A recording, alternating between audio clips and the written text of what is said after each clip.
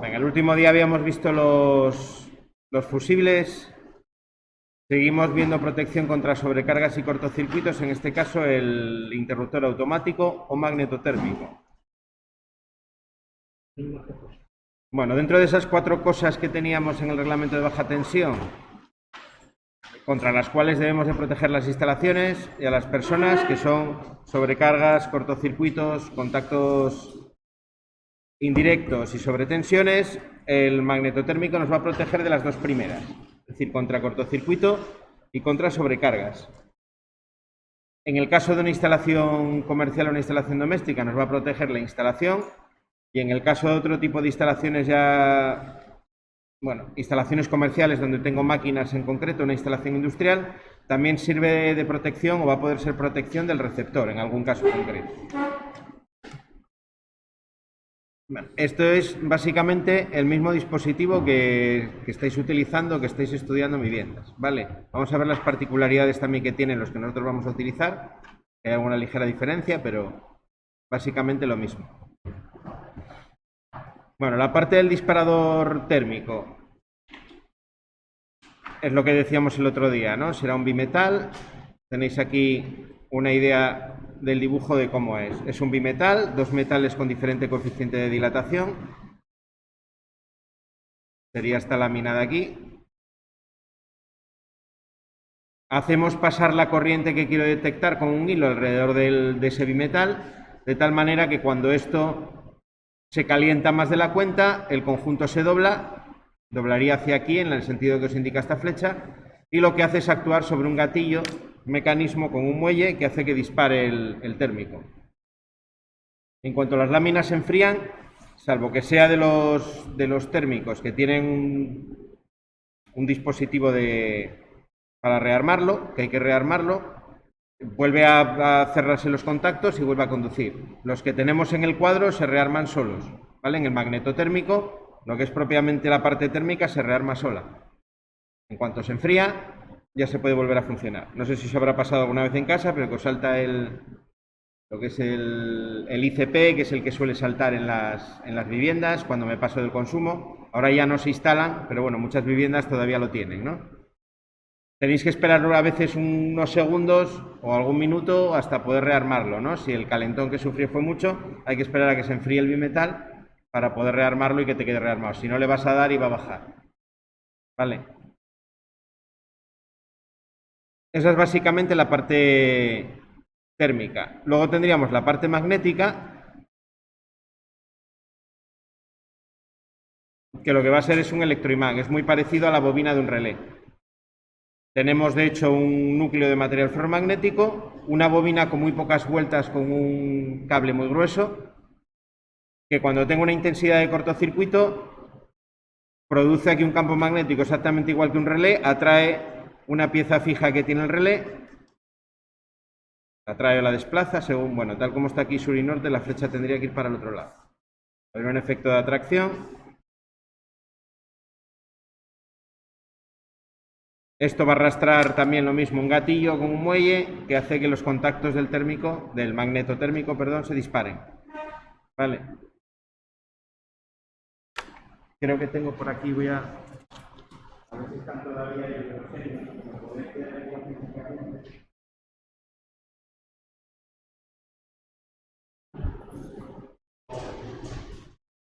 Tengo una avería para está sentando el diferencial de bueno, ya, no sé si es por jugadora o si es por el vidrio cerámico. Porque hace poco se estropeó el vidrio cerámico en casa y compraron. Dice mi madre que es cada vez que está en la mezcladora, sale el diferencial.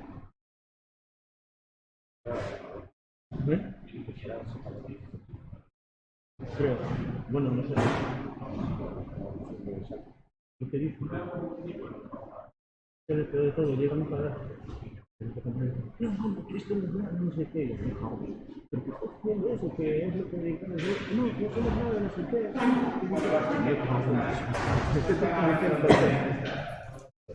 Mañana os los enseño, que debe de haber por ahí guardado alguno, para que veáis cómo son por dentro. Pero bueno, básicamente es eso. Un bimetal en la parte térmica y un electroimán en la parte magnética. La primera dispara para sobrecargas y la segunda dispara para cortocircuito.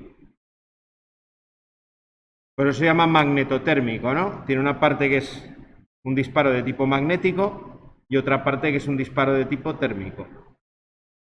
Dos relés montados sobre el mismo componente, ¿no? En el símbolo, de hecho, lo que hace es dibujarnos esas dos partes del relé. Ahí lo tenéis, ¿no? En el monofásico. Esta parte de aquí sería la parte térmica y esta parte de aquí me representa la parte magnética. Vale. Lo que tiene dentro del símbolo es una I latina con el símbolo de mayor que. Quiere decir que cuando la intensidad sobrepasa un determinado umbral, ese relé se dispara.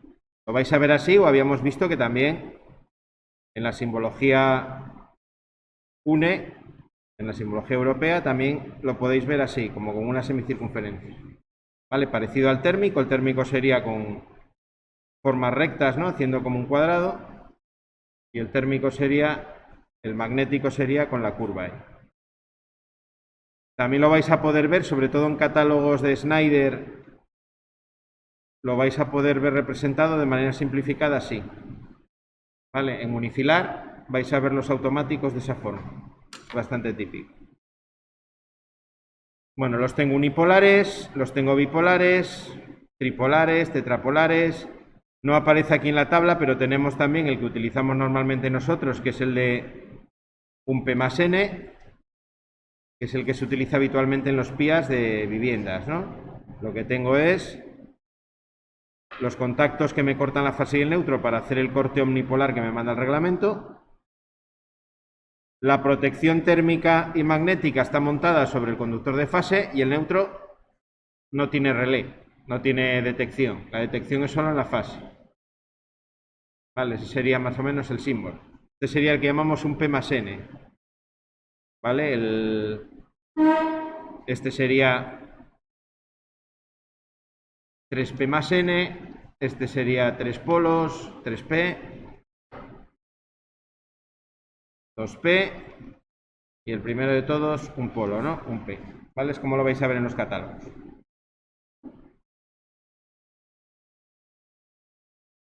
La letra habitualmente la identificadora, letra Q.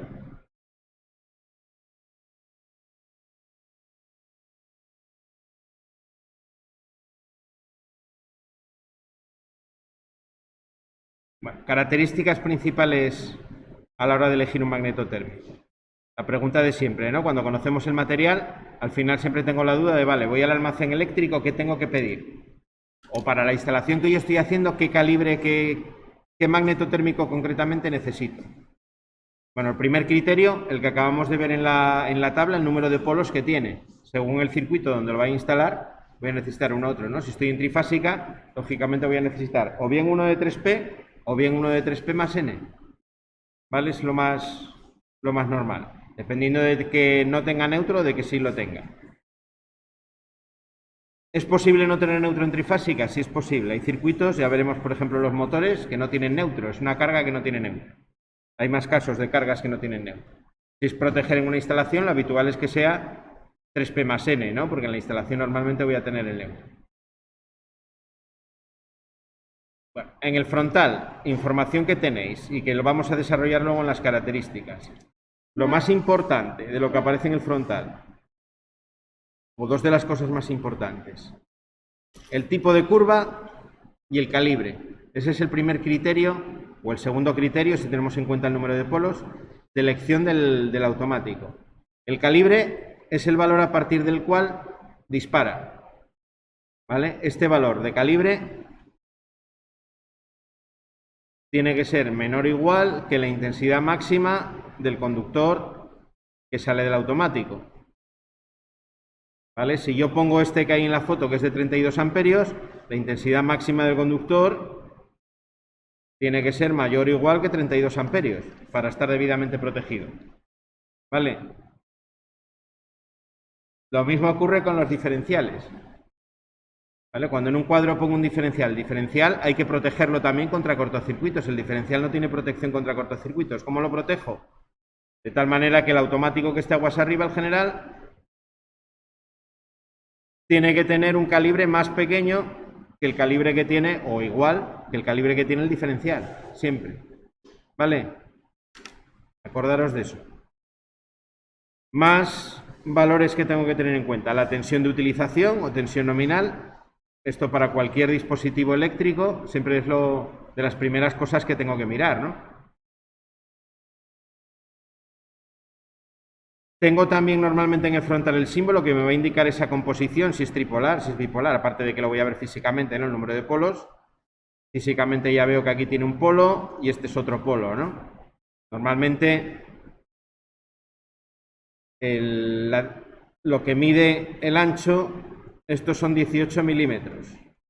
¿Vale? El paso está normalizado, es lo que llamamos un paso universal en los cuadros eléctricos. Los automáticos vienen construidos habitualmente que cada uno de los polos ocupa un paso. Los hay más reducidos, hay una versión que es reducida, que tengo los dos polos metidos en un paso, en 18. Pero bueno, lo más habitual, lo que más vais a ver, va a ser que cada polo ocupa esos 18 milímetros. Por tanto, va a medir 36 milímetros de ancho normalmente en el cuadro el automático.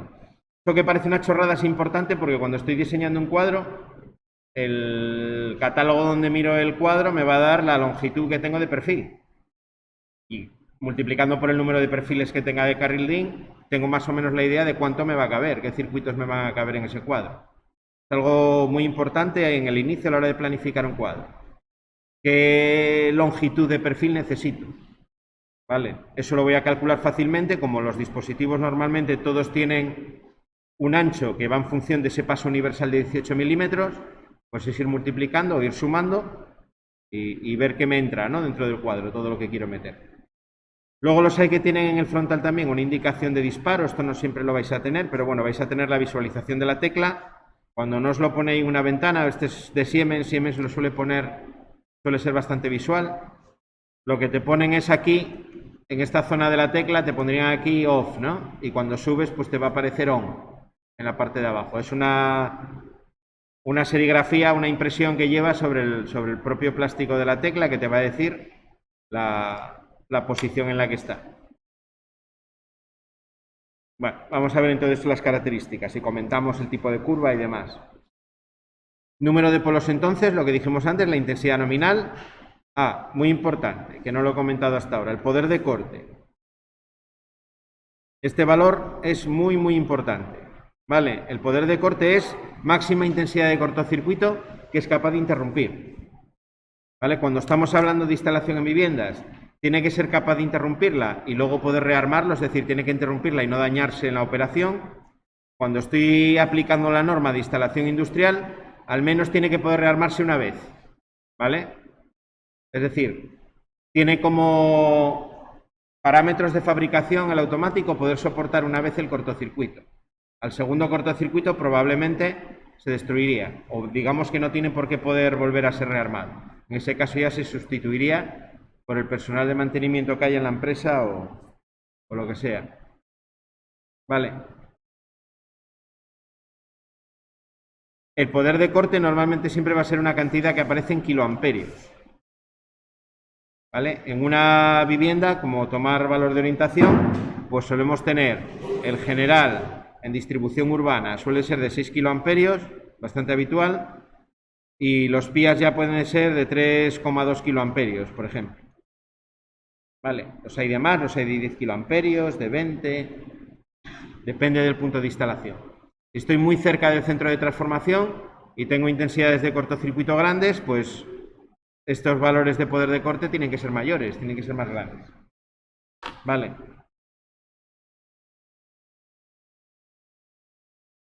Bueno, los tipos de curvas. Curva tipo B, curva tipo C, curva tipo D y lo que llamamos la curva ICP. Vamos a representarlo aquí. Luego tenemos al final en el libro unos valores orientativos, pero para que tengáis la idea. El tipo de curva tiene que ver con el umbral del disparo magnético.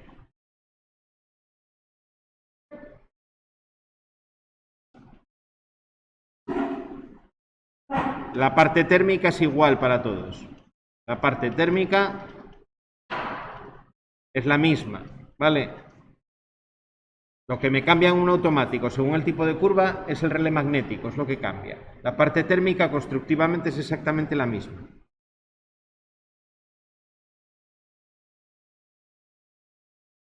Curva tipo B. Habíamos visto ya el otro día que las curvas son algo así. ¿Vale? Estos umbrales de aquí son entre 3 y 5 veces la intensidad nominal cuando dispara la parte magnética. En la curva tipo C, la más habitual en los circuitos de una vivienda, los PIAs,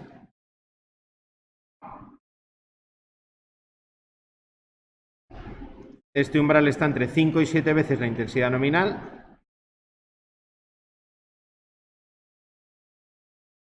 Y luego tenemos la curva tipo D,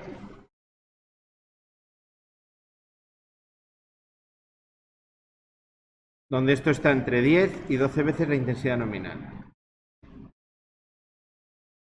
Vale, es decir, a medida que voy en el tipo de curva hacia la derecha, tal como lo he dibujado, cada vez son más lentos. Vale, cada vez son más lentos. ¿Más lentos? ¿A qué me refiero con más lentos? Más lentos para las primeras corrientes de cortocircuito que yo tengo en la instalación. Es decir, este de aquí, por ejemplo, el D, fijaros que va a ignorar, como corrientes de cortocircuito, todo lo que sea más pequeño de 10 veces la intensidad nominal. Quiere decir que si yo tengo, por ejemplo, el calibre 10, tengo una intensidad nominal de 10 amperios y tengo una intensidad de cortocircuito de 90 amperios, ¿vale? Esto para él es una sobrecarga. ¿Por qué? Porque la intensidad de cortocircuito, partido de la nominal, me daría igual a 9, ¿no? Eso caería por aquí, a la derecha. Querría decir que lo que va a disparar en ese caso sería la parte térmica, ¿no? La parte de arriba. Aquí estaría seguro en un tiempo de segundos. ¿Vale? O décimas de segundo como mucho. Es decir, segundos a la -1 como mucho. ¿Vale? ¿Cuánto tarda este disparo? ¿Cuánto es este valor de aquí? Este valor está en torno a 0,01 segundos, es decir, 10 milisegundos. De ahí o más rápido. ¿Vale? Esa es la condición que me pone la norma para el disparo de la parte magnética. Es lo que llamamos un disparo instantáneo, prácticamente instantáneo, ¿no? 10 milisegundos es un periodo de tiempo muy corto. ¿Por qué tiene que disparar tan rápido? Para que esa intensidad que está pasando por el cable no le dé tiempo a quemarlo. En 10 milisegundos, la mayor parte de las secciones que pongo en este tipo de automáticos de cable son capaces de soportar esa intensidad de cortocircuito sin sufrir daños. Por encima de los 10 milisegundos ya se dañaría. Si dejo que el cortocircuito siga y no lo interrumpo, pues quemaría el cable, ¿no? Totalmente. Pero en 10 milisegundos podemos considerar que el cable de alguna manera está protegido contra ese cortocircuito. Es un tiempo realmente muy rápido. En esta parte de aquí arriba, en todos, estaré pues de 0,1 segundos hacia arriba. Pasaré por segundos y tendré los tiempos más altos que serán tiempos de minutos. ¿Vale? Recordar que este eje es el tiempo y este es la intensidad de cortocircuito dividido entre la intensidad nominal. Lo hacen de esa manera para darme una única curva para toda la gama de automáticos, para un tipo de automático en concreto. Si no, tendrían que darme una curva para el calibre 10, otra para el calibre 16, otra para... Bien, para simplificar, lo que te pone en el eje horizontal es las veces que el cortocircuito o la intensidad de sobrecarga es mayor que la intensidad nominal. ¿Vale? Por eso os ponía yo aquí el ejemplo, ¿no? Si tengo una sobrecarga, un cortocircuito de 90 amperios y el calibre del automático que yo tengo es de 10, lo que hago es dividir la sobrecarga entre la intensidad nominal y me da 9. Pues 9 es el valor por el que entro en la curva para mirar el tiempo de disparo. Siempre las veces que la intensidad de sobrecarga es mayor que la intensidad nominal.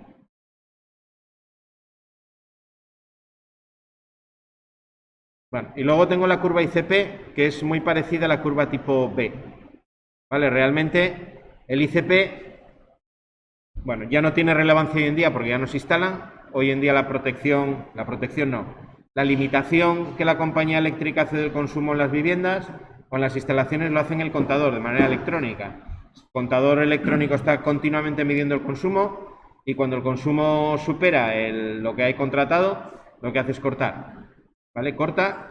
Entonces lo que hay que hacer normalmente para que se rearme la electrónica del contador es bajar la protección general durante 10 segundos, la vuelves a subir y en cuanto hay 10 segundos el contador que está detectando que ya no tiene ningún receptor, que está completamente desconectado todo, vuelve a conectarse, vuelve a dar tensión. Vale, entonces el ICP ya no es un elemento que lo tenemos. De todas maneras, antes tampoco nos ocupa mucho, ¿no? Porque el ICP no es una parte de las protecciones de la vivienda, es algo que ponía la compañía para limitarte, pero que nunca lo puedes considerar como una protección. Porque realmente a veces ponían curva ICP, otras veces te ponían uno de curva tipo C, depende. Vale, os dije que se parecía a una curva tipo B, no, se parece más bien a la otra, la D, más bien lento. ¿Vale? Porque si tú tienes, por ejemplo, en una vivienda que tienes persianas de estas motorizadas, si tienes un ICP de curva tipo B o curva tipo C, te puede llegar a bajar el ICP, las persianas, cuando entren todas. Si tienes un sistema automático que te las hace subir y bajar a la vez, te lo puede echar abajo. Motores, bueno, veremos que tienen una punta de intensidad en el arranque, que la protección que tú pones tiene que ser capaz de ignorar esa punta en el arranque, ¿no? Es de hecho por lo que existen diferentes curvas aquí. La curva tipo D normalmente es la que utilizamos con motores. ¿Vale? La curva tipo B está más pensada para proteger grandes longitudes de cable. Normalmente cargas que son más bien resistivas. Y la curva tipo C es la habitual, es un compromiso intermedio, ¿no? Para cargas, por eso es la más utilizada en el interior, por ejemplo, de viviendas. Esto lo habéis visto con Ricardo algo, ¿no? Me pareció.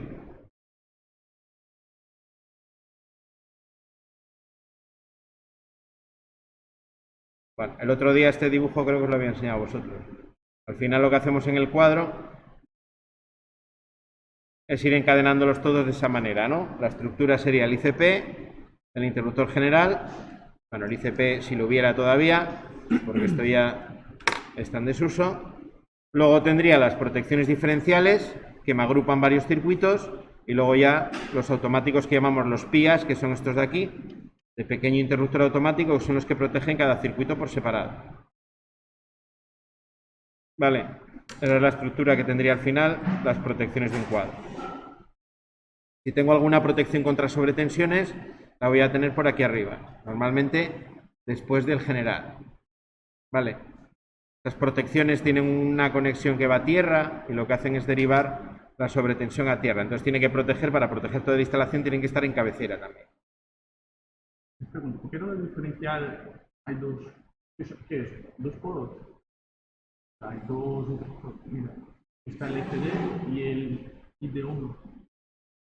Ahí abajo. Aquí lo que tengo es este, protegería los circuitos que están a su derecha y este, los circuitos que están a su derecha. Si tengo más de un diferencial, lo que voy agrupando son los circuitos debajo de él por calibres, ¿no? Normalmente no se suelen poner más de 4 en el mismo. Eso veréis con Ricardo reglamentariamente los límites que nos pone. Hay veces en industria que nos obligan a utilizar un diferencial por máquina, con lo cual en vez de tener varios, pues tendréis lógicamente solo uno. ¿Vale? O tendréis el diferencial y luego tendréis otras protecciones de tipo térmico o las protecciones que vayan con el motor. Esto depende mucho de la comunidad autónoma y del humor que tenga el de industria ese día. Vale, lo habitual es, si tienes una máquina que tiene un par de motores o 3, utilizar un único diferencial para protegerlos todos. Pero bueno, hay a veces en utilizaciones concretas que obligan a poner un diferencial por cada motor, por ejemplo.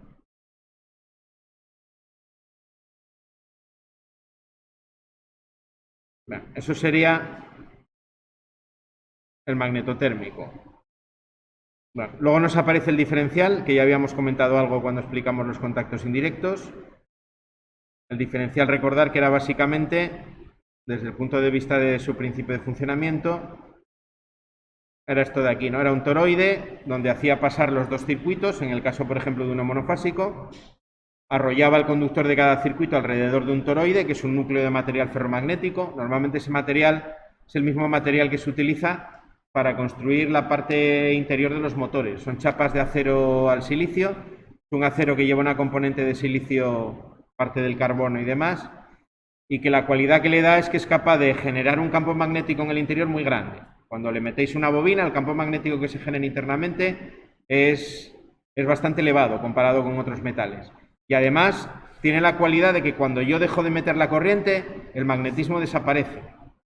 Sabéis que el acero, bueno, sabéis, el acero normal, el acero estructural, cogéis por ejemplo una herramienta, un destornillador, le metéis una bobina alrededor y le metéis corriente, con una pila por ejemplo, lo que hacéis es imantar el acero. Una vez que quitáis la corriente y quitáis la bobina, ese acero queda imantado. Eso es lo que se llama magnetismo remanente. Es decir, las moléculas internas del acero quedan orientadas todas en la misma dirección, como si fuesen un imán. De hecho, te queda imantado durante una temporada esa herramienta. El acero al silicio es todo lo contrario. El acero al silicio, en cuanto le quito la corriente, el magnetismo desaparece. Para la construcción de máquinas eléctricas, eso es siempre lo más interesante. Tú cuando estás, por ejemplo, con un motor o un transformador, estás metiendo corriente alterna, no te interesa que te quede magnetizado, porque si tú le estás magnetizando con la parte positiva de la corriente en un sentido, cuando le metes la parte negativa lo estás magnetizando en sentido contrario. Si tú lo dejas, utilizas un acero que quede magnetizado, tienes que consumir energía en desmagnetizar y volver a magnetizarlo en sentido contrario. Habría unas pérdidas energéticas por ese campo magnético enormes dentro de la máquina. Entonces, con este tipo de aceros eso se elimina. Al no quedar magnetismo, yo no tengo que consumir ninguna energía en desmagnetizar lo que ya he magnetizado, porque se desmagnetiza solo en cuanto yo dejo de hacer circular la corriente. Bueno, todo ese rollo ¿para qué? Bueno, para llegar a lo que os había dicho el otro día, que era el principio de funcionamiento. Las dos bobinas están arrolladas de tal manera que producen campos magnéticos en sentido contrario. Para producir un campo magnético en sentido contrario es tan fácil como, en vez de arrollar en este sentido, arrollar en el contrario. Consigo que el campo magnético tenga el sentido contrario. ¿Llegasteis a magnetismo en electrotecnia? No, bueno, veréis, eso lo veréis, como según el sentido de arrollamiento, una serie de leyes de física que te marcan el sentido que va a tener el campo magnético. Normalmente pensad que si la corriente, hay una regla muy sencilla que es la de la mano derecha, para eso, porque tengáis una idea, ¿eh? Tenéis, por ejemplo, una bobina. Y yo voy arrollando en este sentido.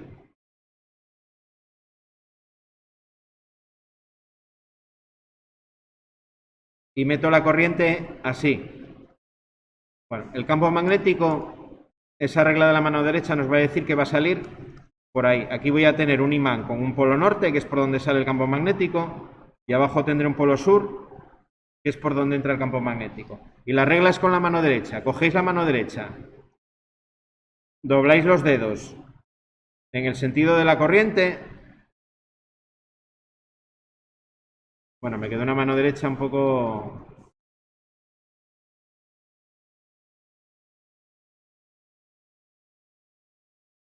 Es decir, los dedos van doblados en el sentido de la corriente. El dedo pulgar os va a marcar el sentido del campo magnético. ¿Vale? Siempre con una bobina con esa regla vais a saber qué sentido tiene el campo magnético en función de la corriente. Vale, pues aquí lo que hacemos en el diferencial es arrollar en sentido contrario cada una de las dos. De tal manera que si las corrientes son iguales, el campo magnético, ese flujo magnético que es proporcional a la corriente, van a ser iguales. Si la intensidad por la fase y por el neutro son iguales, los campos magnéticos son iguales. Dos campos magnéticos iguales pero contrarios se contrarrestan, se anulan. Con lo cual el magnetismo total en el interior de ese toroide, de ese circuito magnético, sería cero. En el momento que la intensidad del neutro es más pequeña que la intensidad de fase, porque yo lo que tengo es una derivación, si yo pierdo parte de la corriente en la carcasa de una máquina, por el neutro ya no va a retornar la misma corriente que llega por la fase, va a volver menos. Bueno, eso va a generar que yo aquí tenga como resultante un campo magnético determinado. Aquí va a aparecer un campo magnético, un flujo magnético resultante, que lo que va a hacer es disparar un pequeño relé que lleva el diferencial. Un arrollamiento, otro arrollamiento con un núcleo de material ferromagnético que me hace disparar el diferencial.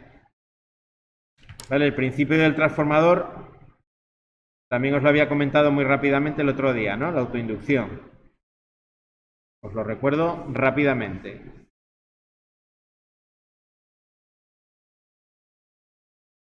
Yo tengo un transformador que al final es un núcleo de material ferromagnético con dos arrollamientos. Aquí meto una tensión, circula una intensidad porque es una bobina, circula una intensidad. Se genera, según lo que hemos visto ahora aquí, un flujo magnético que, como el circuito magnético es cerrado, se canaliza a través de ese núcleo. Cuando yo tengo una bobina, un conductor, y la someto a un campo magnético variable, es decir, tengo variación de flujo en el tiempo, porque este flujo magnético, al estar generado por una corriente alterna, va variando continuamente. Aquí aparece una fuerza electromotriz, que es lo que llamamos la tensión del secundario. Si yo aquí le pongo un circuito eléctrico, es decir, le pongo, por ejemplo, una resistencia, esto es como si fuese una pila, ¿no? Es una fuerza electromotriz, aparece una tensión, lo que aparece entonces como consecuencia, según la ley de Ohm, es corriente. Así es como funciona un transformador. Funciona gracias a que la corriente es alterna, que está variando. Porque si este campo magnético es fijo, es estacionario, no se induce nada. Siempre tengo que tener la condición esta de que el campo magnético esté cambiando continuamente. ¿Vale? Es lo que pasa también en un motor. En un motor, la producción de energía eléctrica, en un alternador. Lo que hago cuando yo hago girar el rotor es mover unos conductores dentro de un campo magnético.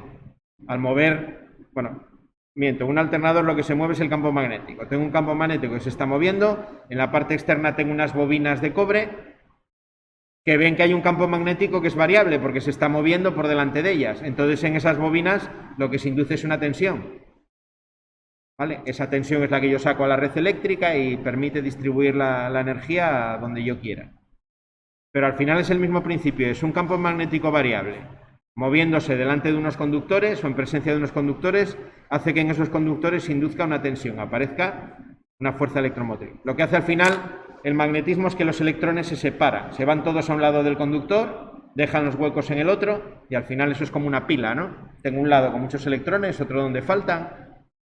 Si cierro el circuito, pues los electrones, como siempre, se mueven, ¿no? Tengo un generador, tengo un circuito cerrado, los electrones empiezan a circular de un sitio a otro.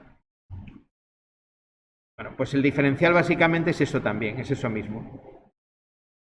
Cuando pierdo el equilibrio de las dos corrientes aparece un campo magnético y ese campo magnético me induce en la tercera bobina, la de color amarillo, una tensión que me hace disparar el diferencial. Tengo además en el diferencial un botón de test que lo que hace es, tiene una resistencia que me está sacando corriente, lo que hace es, creo que está unida aquí, no, está dibujado mal. Una resistencia que está unida por aquí a la salida, es decir, hace que su corriente pasa por la fase. Y luego el otro extremo va unido aquí a la salida del neutro. De tal manera que lo que estoy generando con esa resistencia que hay en el interior del diferencial es una pequeña derivación. Ficticia, ¿no? Porque es de prueba, es de test. Una resistencia suficientemente pequeña como para que me produzca, y suficientemente pequeña y suficientemente grande, para que me produzca una corriente ligeramente superior a los 30 miliamperios o 300 miliamperios, o la sensibilidad que tenga el diferencial. Vale, cada uno pues tendrá la resistencia en función de su sensibilidad. Si yo le doy al test y el diferencial está en buen estado, lo que tiene que hacer es disparar, es la manera de probar, ¿no? Se recomienda los diferenciales que se hagan disparar una vez al mes con el botón de test. Creo recordar que aparece por la guía de interpretación del reglamento por algún lado ese consejo.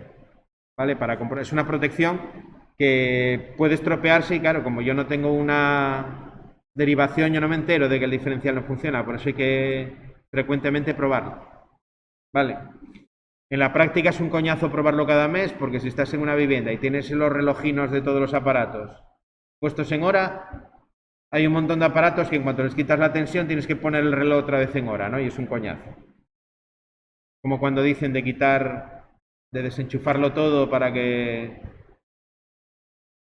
no tener ese consumo eléctrico de los LEDs, bueno, del consumo fijo que tienen todos los electrodomésticos cuando están enchufados. Ya, bueno, está muy bien, pero si cada vez que desenchufo tengo que poner el reloj, por ejemplo, del microondas en hora, pues va, casi que no lo voy a desenchufar, ¿no? Porque me da un poco... Pregunta, la parte que aprietas que está al lado de la resistencia o del otro lado. El botón, ¿no? Ah, lo que aprieta nada, es un interruptor que te cierra el circuito aquí, es que no lo... Bueno, esto es un dibujo muy chapucero. Aquí lo que tendría sería la tecla de test. Y lo que te hace es cerrar el circuito, es meter la resistencia ahí. Bueno, aquí no, iría hasta el neutro. Va entre el neutro y la fase por ahí. De tal manera que te genera una corriente que entra por aquí, pasa por esta bobina, pero no pasa por la otra. Con lo cual al final aparece aquí el flujo magnético y bueno, lo que vimos, ¿no? Dispara. Los diferenciales, ¿cómo se elige? Bueno, parecido al automático, pero distinto, ¿no? Porque el funcionamiento realmente es distinto.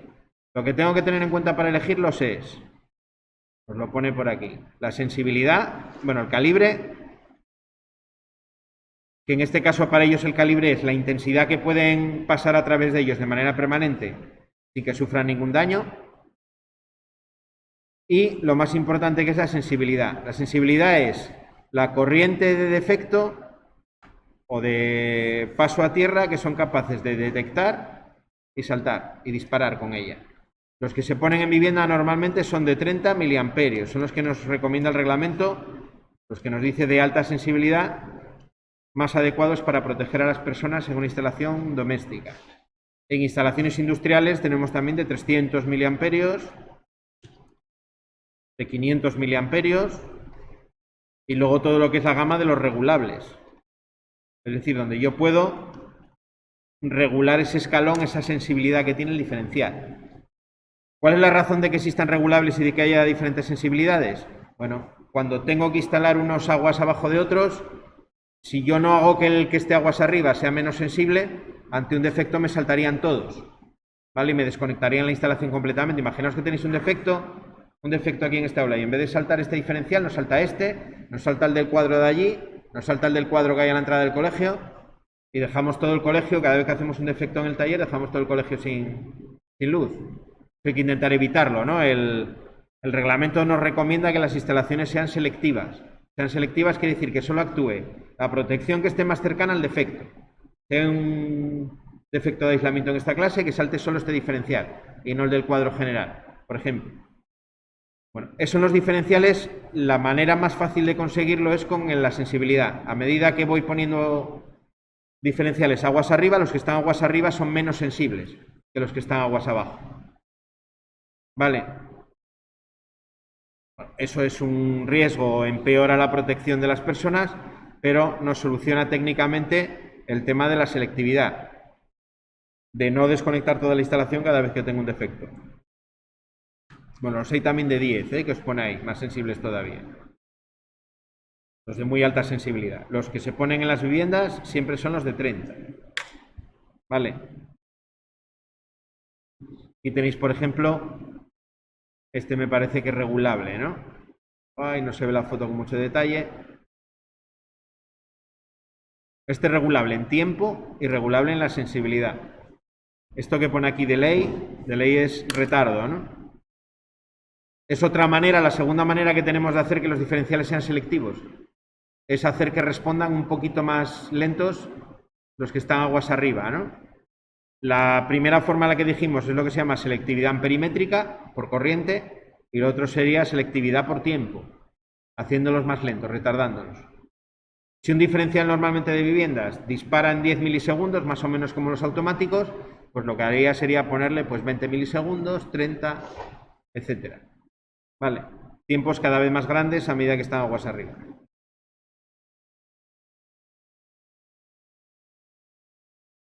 Y ahí tenéis el frontal de diferencial, lo que os decía, con la tecla... ¿a dónde me fui? Ahí. La tecla de test. Por otra parte, son muy parecidos a los automáticos porque la carcasa es similar. Principal diferencia en el frontal que vais a ver va a ser la tecla de test. Y luego nada, lógicamente, pues la sensibilidad, el calibre, exactamente igual que en el diferencial. Y el poder de corte, en este caso, referido a la intensidad de cortocircuito que son capaces de soportar sin que se destruya. ¿Vale? Pero no protegen contra cortocircuito, necesitan de una protección aguas arriba que los proteja a ellos. ¿Vale? El calibre siempre tiene que ser el del diferencial mayor o igual del automático que los está protegiendo. Mayor o igual. El diferencial para el calibre del automático es como si fuese el cable. Es decir, puedo tener un automático de 25 y un diferencial de 40. Lo que no puedo tener es un automático de 40 y un diferencial de 25, porque ese diferencial no está protegido. Si pasan 30 amperios, estoy metiéndole un calentón al diferencial. ¿Vale? Eso os va a insistir mucho Ricardo, seguro. Bueno, vamos a dejarlo por hoy aquí. ¿Vale? Para ver mañana. Mañana vemos la selectividad, vemos algún ejercicio con las curvas que tenéis en el libro, elección de automáticos y casi con ello finalizamos el tema ya. ¿Vale?